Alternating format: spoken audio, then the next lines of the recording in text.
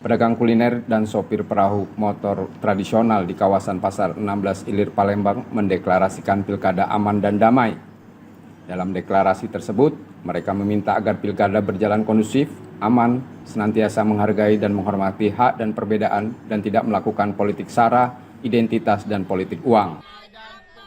Pilkada kami akan minta kami masyarakat minta kondusif dan aman.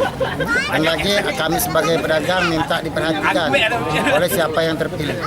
Itu baik mintaan kami. Kalau sampai sejauh ini Pak, ini kan sudah masuk tahapan, apakah jualan kita jadi meningkat atau bagaimana di pilkada ini? Dalam pilkada sekarang ini udah biasa-biasa baik. Ya. Yang minta angka datang yang untuk lebih maju lagi. Maju ya? Ya. Sejauh harapannya untuk misalnya kepala daerah terpilih nanti untuk pedagang sendiri.